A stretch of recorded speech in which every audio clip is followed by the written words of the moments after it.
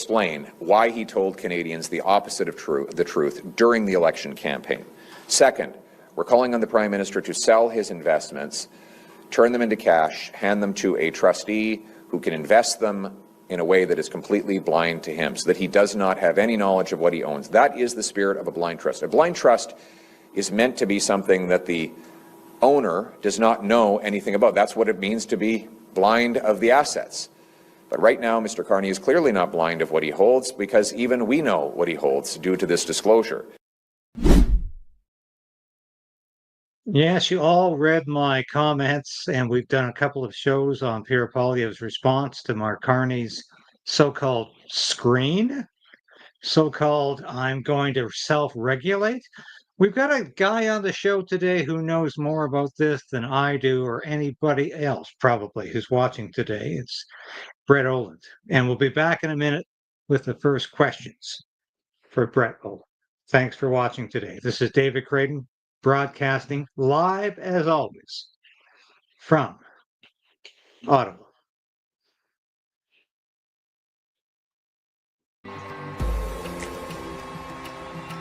The Prime Minister lied and his minions continue to lie.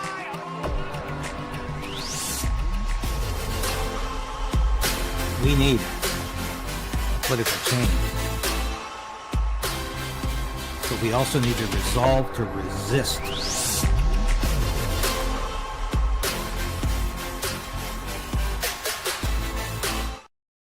Yes, please subscribe to the station. We're losing subscribers. Sometimes we're almost at the 60,000 mark. Actually, I think we met the 60,000 mark. We should be way over that now. But of course, YouTube is deliberately putting their thumb in this broadcast every day because we talk truth, not propaganda.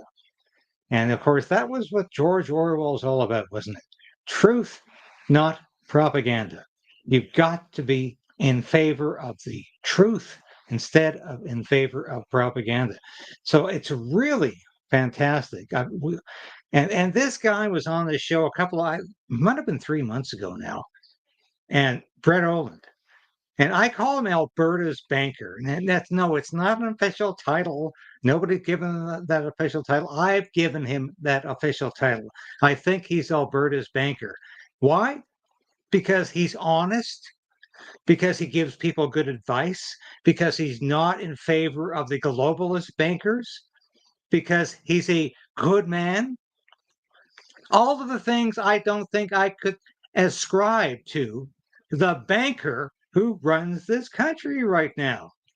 So without further ado, let's bring on Brett Oland. Thank you so much for joining me again, Brett. It's always a pleasure to have you here because did you know, you probably didn't, my producer had to point out to me the other day, the biggest viewership we had this year on this show was the last interview we did with you, where we talked about Mark Carney deliberately trying to devalue the Canadian dollar. You have been the biggest exhibit on this show. So it's so nice to have you back because I know you've always got something fantastic to talk about. So thank you. Thank you, Brett, for being here. Well, thanks for having me. I'll certainly take that title of Alberta's banker happily and see what we can do with it. So. Well, there's been other bankers who have been ascribed to certain organizations, and I won't mention those things, but I think Alberta's banker is not a bad label for you because, of course, we'll get to that one later, but you commented on the Alberta Prosperity Project's fiscal plan for Alberta. And actually, I have to confess, I got a product of this before the thing was actually released. And Jeff Rath talked to me and said, don't go public till we do. And I said, of course, that's just like government. No, don't go public till we do. But I was so impressed with how these guys had put this thing together. And I read this thing from cover to cover, and I said, I don't see how federalist forces can financially, mind you, it's never about finances. This is why Quebec is never separated, because Quebec can't separate financially, but they can separate on emotion. Alberta could separate on the financial accounts, but there might be enough people in Alberta saying, no, I still want to stay with Canada because I believe in that. But that's not what you are all about. You're looking at this and you're saying, this is a sound plan for Alberta.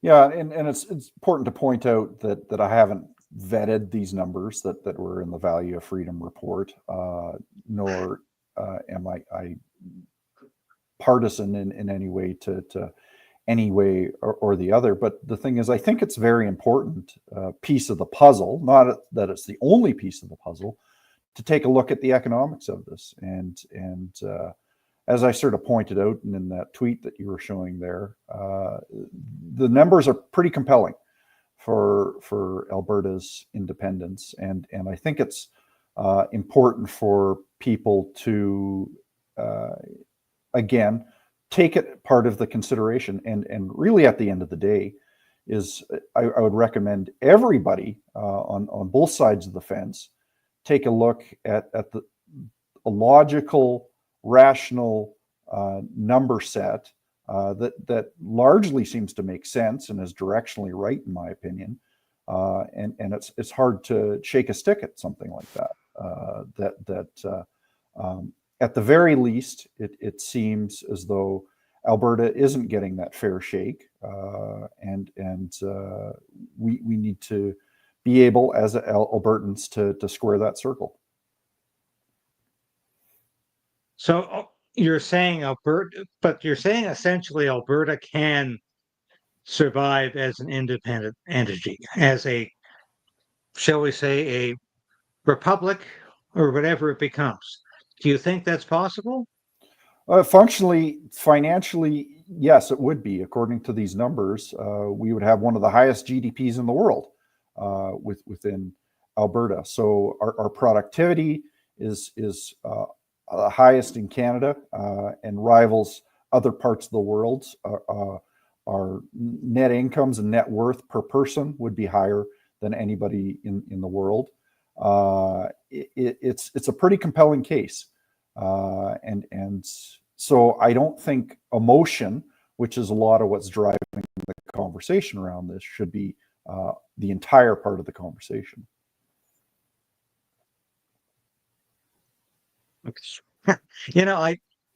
I don't know exactly where I stand in this issue right now, because I'm going back and forth on this and thinking Alberta could be a great generator of income around the world, but I love Canada so much, so it's going back and forth for me as well, and it's difficult. It's very difficult. But I also agreed with you in terms of that. Jeff Rath released that report to me, and I said, "Hey, this makes perfect sense." So that's enough of that. I want to talk about this because it's where we are in Canada today. And I'm not sure I want to be where we are in Canada today, but let's listen to this for a minute. Conservatives are calling for two things today. One, we call on the Prime Minister to come before you and explain the contradiction. How is it that he was telling Canadians that he only had real estate and cash? I own nothing but cash and personal real estate. When he knowingly had stock options, and other deferred benefits. How is it that he claimed he didn't know it was in his blind trust when we now learn that he knew exactly what was in that trust? And how is it that he said that he had no financial interest in Brookfield when he knew exactly that he had stock options and deferred share units? Finally, so we want him to explain why he told Canadians the opposite of the truth during the election campaign. Second, we're calling on the Prime Minister to sell his investments, turn them into cash, hand them to a trustee who can invest them in a way that is completely blind to him, so that he does not have any knowledge of what he owns. That is the spirit of a blind trust. A blind trust is meant to be something that the owner does not know anything about. That's what it means to be blind of the assets. But right now, Mr. Carney is clearly not blind of what he holds, because even we know what he holds due to this disclosure. And this will put him in an impossible position where he will be conflicted at every turn. So either he will have to get up 3 or 4 times every cabinet meeting to avoid stumbling over the 100 plus potential conflicts that the ethics commissioner has identified, or he will act in the cabinet to potentially favor his own interests. Neither of those possibilities is acceptable. And so, again, we call for him to explain the falsehoods, sell his holdings, end the conflicts, work for Canadians. We need a Prime Minister whose only purpose is serving the Canadian people. Okay, I'm all for Canadian people, all for Prime Minister serving the Canadian people. But can we actually hold him accountable for any of these things? Because Poilievre says, first of all, he should have to tell Canadians where his assets are. Can the government of Canada do that legally? And secondly, should we believe whatever Mark Carney comes up with? Because the ethics commissioner said, yes, there's 103 possible conflicts of interest here, but we'll let Mark Carney and his boys self-regulate that. That's what worries me, really worries me. Yeah, it's definitely troubling. So for your viewers to know, I have an Institute of Corporate Directors designation, which really means I'm quite good at corporate governance. And one of the key features of corporate governance is conflict of interest. And Mark Carney would know that I looked at the list of 103 companies that he's involved with, and majority of what is involved in these 103 companies is a direct conflict of interest of the direction of Canada. And you would definitely be in tune to be more focused on a lot of the policies and procedures of the direction of the government of Canada if you had a vested interest in a lot of these companies. Mark Carney would know this. He has experience with conflict of interest, and not only is it a direct conflict of interest, it's so you can say, okay, we don't see a direct conflict of interest here. There's also the perception of a conflict of interest, and I think by Canadians bringing this up, you bringing it up, Poilievre bringing it up, there is a perception of a conflict of interest. So I think in this turn, Poilievre is correct that there should be some kind of blind trust set up for Mark Carney, where he has no influence over the direction of this. Or better yet, I think he should put all his assets in Canadian bonds. If he's got so much confidence in the direction of Canadians' bonds, I think he should stick it all in 10-year, 20-year Canadian bonds.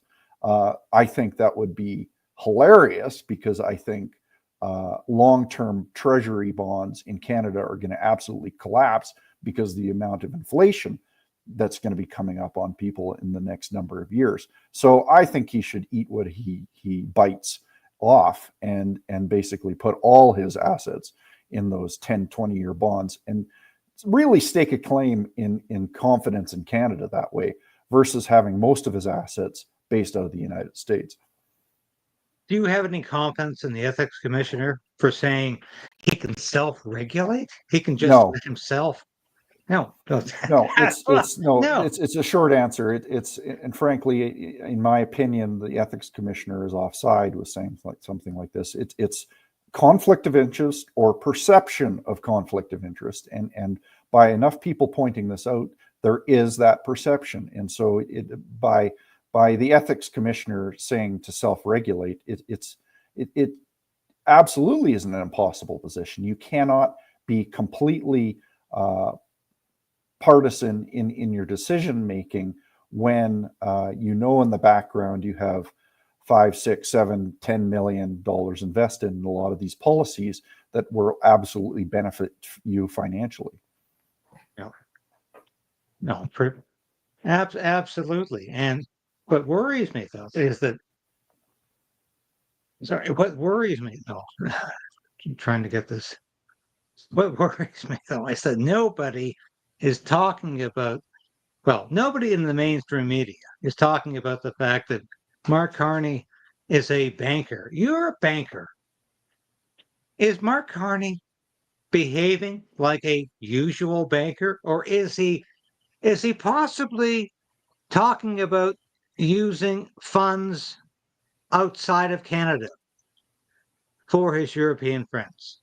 Well, and he very well could be, and I'm not positive of that, and we might not ever know something like that. But the thing is, we have rules within my organization, Bow Valley Credit Union, where I can't approve loans where I'm personally involved with. So of course I have a mortgage and business loans and lines of credits, but it's important to make that distinction that I shouldn't be involved in the decision making of whether I should get that loan or not. That's where the board of directors comes in. The same thing happens at the highest level in Canada with government officials should be recusing themselves from these decisions where billions of dollars are basically going to go into investments in Canada, and especially if something like Brookfield is well positioned to be in front of something like that. There's also insider trading issues around that, and so the Securities Commission should perhaps get involved if he's not going to declare himself a conflict of interest. Perhaps the Securities Commission would step in and say something about this. And absolutely, it seems that he is moving towards bending the knee to his European partners around this. And it's been quite clear that he's trying to separate himself from Trump and the United States administration. So, Well, when we first talked a couple of months ago, you talked about the fact that you really believed that Mark Carney was trying to devalue the Canadian dollar. Has he taken steps, concrete steps to do so since he's been prime minister as elected? well, there's definitely some compelling evidence that has taken place, and perhaps through his arrogance, he thought he could do a lot more damage or control around the U.S. dollar than he could. The U.S. dollar market is massive, and so the data that I was really looking for was the Treasury report coming out of the United States, this TIC report. And it did report right when the United States Treasury market was bombing back in April. And there was basically what means is somebody was massively selling US Treasuries is what was happening. And lo and behold, the report came out in June, and it was Canada that was selling massive amounts of US Treasuries. And so they sold $58 billion worth of treasuries in less than a 5 business trading day period. And so you can't pinpoint exactly who is responsible for something like that, but that's 14% of the Canadian portfolio of bonds in the United States. So a significant chunk was sold within 5 days, basically spiking the yield on US Treasuries. To me, it looks like the Canadian government was trying to bomb the US Treasury market, and they would not take very kindly to it. At the end of the day, the US Treasury market is too big to have a massive impact. But the thing is, it doesn't look good on Canadians to try and bomb the US market. And I think that's why we're seeing the United States play such hardball with Canadian politicians now. And it's like, well, you're trying to undermine what we're trying to do in our treasury market here. Why are you trying to do that? And I think that's reflective of what we're seeing in the tariffs today. So we have a 35% tariff slapped on us for August 1st. Why are the Europeans only getting a 30% tariff put on their goods and services? Well, that's an excellent question. But why is Donald Trump so focused on Canada right now? And that's, I can't understand that unless there's an ulterior motive in terms of what he wants from Canada. What do you think about that? Well, absolutely. If anything, we should give our heads a shake, because for the past 20, 30, 40 years, we've become pretty uncoupled from reality.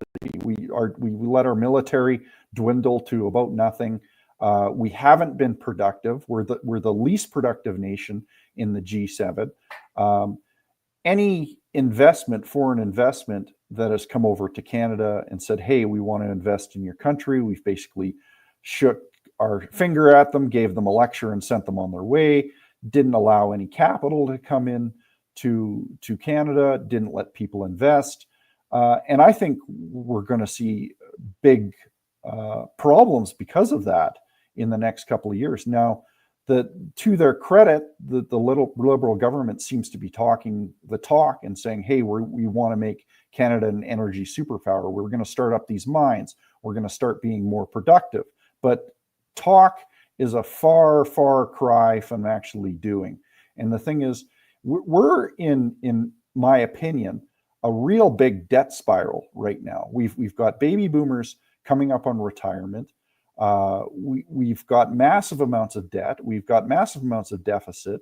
There doesn't seem to be any way out of this other than printing a bunch of Canadian dollars to try and get ourselves out of this. And so unless, as a nation, we bring up our productivity and get our products to market into Asia, to Europe, to the United States, we're going to be in real trouble with our debt because it's just going to start overwhelming us. And so enough talk in my mind. We need action. We need pipelines built. We need mines built. We need manufacturing in Canada. We need to reshore our capital. And none of that is really happening in my mind right now. All it is a bunch of talk. And so is the idea to purposely destroy the productivity Canada? Maybe. Well, do you think it was a good idea then for the Conservative Party of Canada, the official opposition, to support Bill C-5? Do you support Bill C-5? I'd like to know. I think it has way too many warts on it to be supporting of it. There is definitely some good parts of it. There's definitely some bad parts of it. You'd think as the official opposition, there'd be a lot more pushback on something like that, especially when it impacts a lot of the eastern and the western provinces differently. It's I hate to say it, but it's a bit of a wait and see. And I think Canadians in general are tired of waiting and seeing because usually nothing comes as a result of it. So, yeah, that's very true. I'll end it with this, my friend. You were a banker. I call you Alberta's banker, and the freedom banker, because you fight what you think is incremental control over people's finances. Mark Carney is a banker. He's an international banker. He's been that for most of his actual career. He talks about being in free enterprise most of his life. That's bogus. He's always been a government employee who's profited off of government, who's profited off of the private sector because he's in government.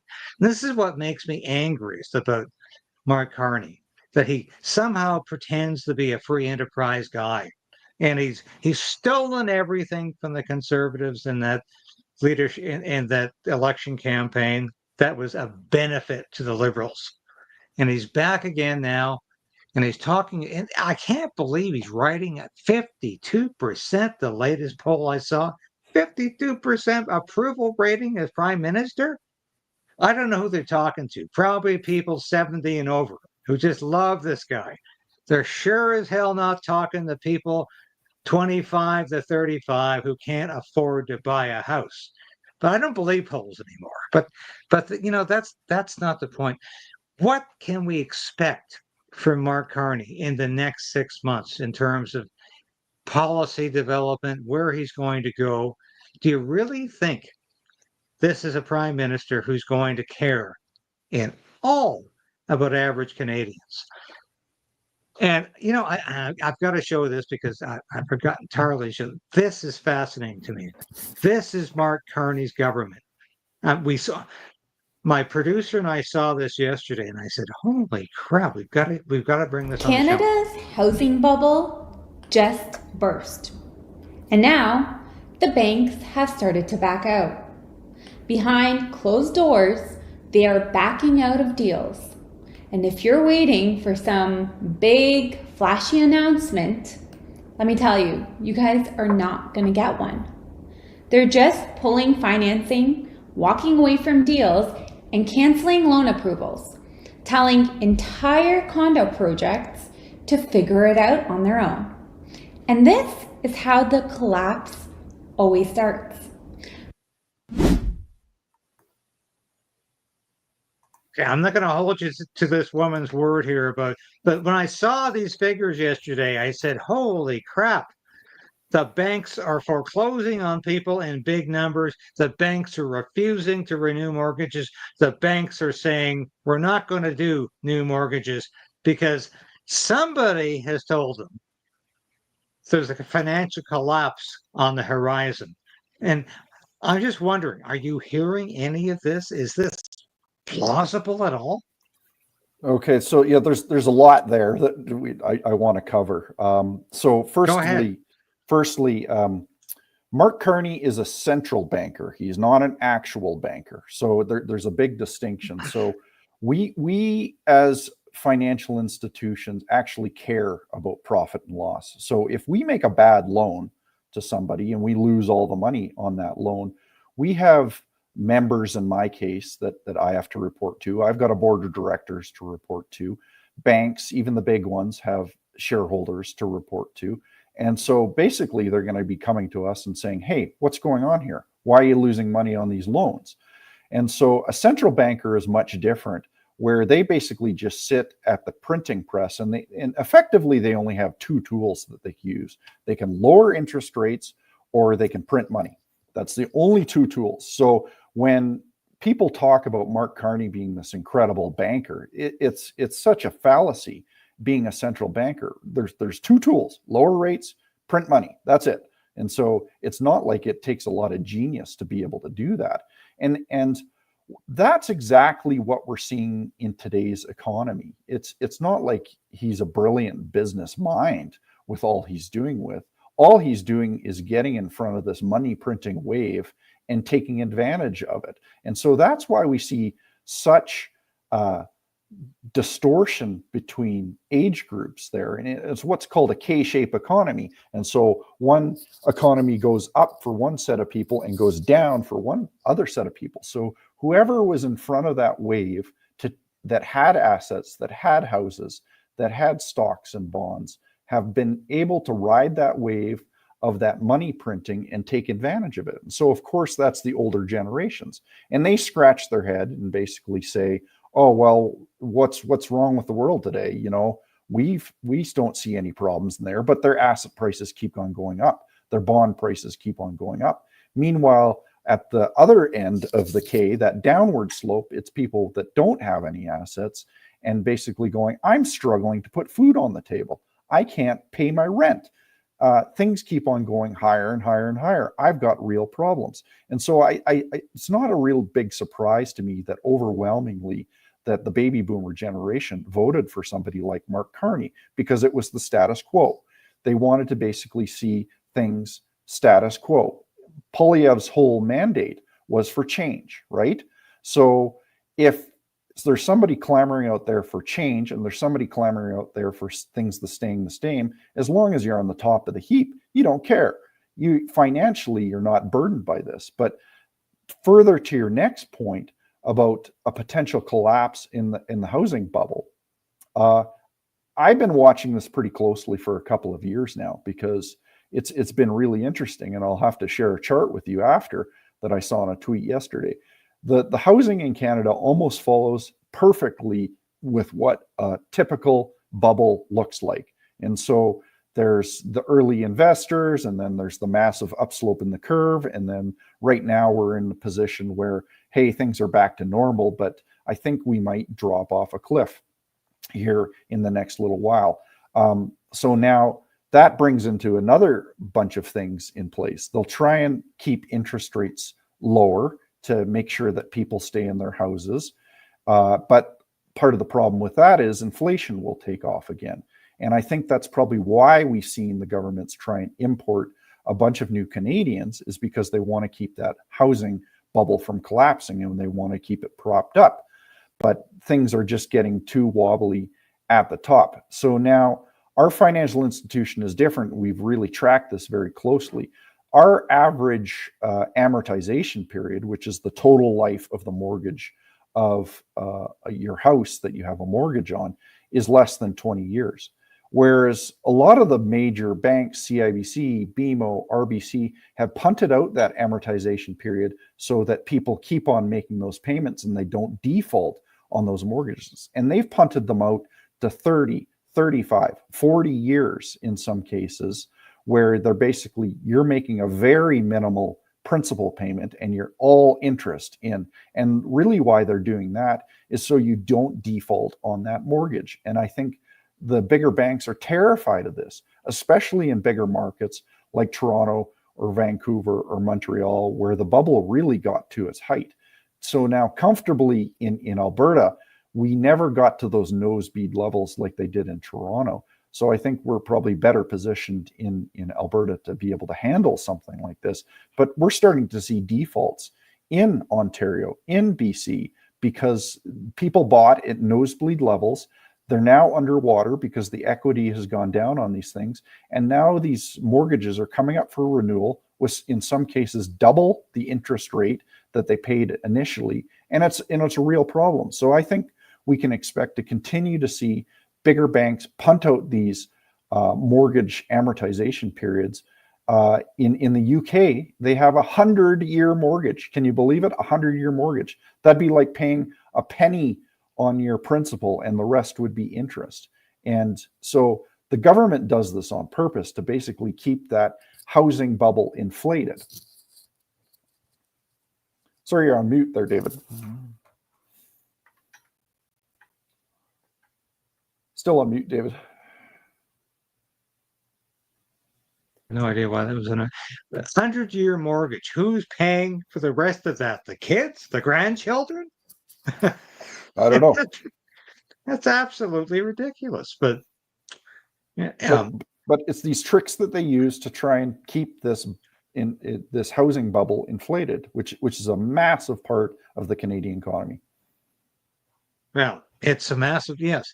And that's, when you say inflated economy, it reminds me of Weimar Republic Germany, which I think we're almost on the verge of. We've got huge inflation based on the fact that there's nothing left, that the dollar is being imploded, the dollar is being created beyond anything that it's worth. And that's what I think that's what Mark Carney's doing to us right now. But you talked about how he's trying to devalue the Canadian dollar, devalue the US dollar. As a banker to banker, I mean, you are the banker for people who actually have to pay back their loans. The people Mark Carney deals with never have to pay back their loans. It's always about, sorry, we're going to default, but that's okay. That's okay. There's no problem there, because if you have to default, that's fine. If you have to pay back the loans you can't pay back, maybe your government will fall and we'll just look the other way. The average Canadian citizen could never get that sort of treatment from the banks in Canada. And this is why I call you, not just Alberta's bank, but I think Alberta's banker, but I think you're Canada's banker, in terms of why we need to get back to what the banks were there for in the beginning. And they have been completely usurped by globalists like Mark Carney. And my God, Mark Carney is in charge of this country right now. Do you think, and I'll ask this as my penultimate question, second to last question, do you think Mark Carney is trying to usurp control over the parliamentary democracy in this country with bills like C5, where he decides where the money's spent? Do you think he has a more sinister agenda than a lot of Canadians who voted for him would ever have guessed? I don't have a great answer for that. He seems to be talking a good talk in a way to get out of this, but the tools of control that seem to be lining up are not good. I'm a bit of a student of history. We've seen this time and time again. What I've been reading about is this: we're on a 100-year cycle. So nobody really alive has seen this type of thing before. And when countries, and it happens time and time again, they get into so much debt that really the only solution that they have is to try and print their way out of it. And with that printing comes with two different things. You can take the American model, or you can take the Germany model. And so you get, with the American model, the freedom-based model, the liberty-based model, and basically government getting out of the way and letting the capital markets work free on their own. Or you can take the Germany model with the Weimar Republic, and you basically hire a fascist for the job to take control over everything. I would hope that Canada has enough foresight to recognize that if Carney is going to go down to these methods of control, we've been here before throughout history. I pray that it's not going down that path. And if it is, then people wake up to it.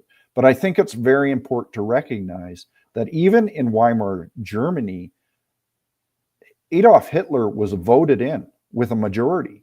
And so he Very true. fooled people, if you will, to getting into this position. And I would hope that Canadians have the foresight to push back on this sort of type of behavior. But at the end of the day, I'm a proponent of basically getting out of the way. That's why we're big proponents of silver, gold, hard assets, Bitcoin, because inevitably governments print to get out of the problems that they're in. And I don't see any solution around that. I think Mark Carney's pushing us further and further into Europe's socialism with the EU. He wants us there economically and militarily, and it bothers me. I recently did a show, and it was so incredibly, shall we say, enlightening for the first time in years. We talked about Ayn Rand and the fact that the government always wants to take away your money, and the people like who are running the show right now in terms of Mark Carney want to take away your money. They're looters. And this is not what free enterprise is about. This is not what the banks are supposed to be about. This is not what the military is supposed to be about. We have lost our way. And it's so good to hear a banker like you talk clearly about what banking should be for Canadians. And I call you Alberta's banker, but I'll say it again.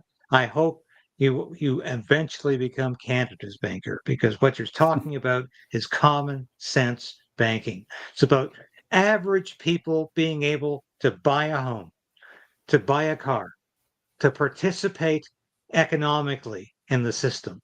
And this is what Mark Carney doesn't want people to do. This is what the WEF and everybody else associated doesn't want people to do. They don't want association with the economy. They want these people to feel like they're divorced from it. And this is what Mark Carney's done. And this is entirely my opinion. I'm not ascribing any of this to you. But I do believe Mark Carney is a clear and present threat to everything Canada has built over the last 150 years as a democracy and as a free enterprise country. I think we're in danger of losing that. And this is why I reach out to people like you to say that we're still out there fighting. So thank you so much, Brett, for being here today. You bet. Really appreciate it. And we've got some rocky waters to move through here. But like I've said, we've been through this in history, and hopefully we come out on the right side of it. So thank you, Brett, and stay in touch, and we'll have you back again. This station, and we love you here. Thank you. great. Thank you very much, David. Bye for now.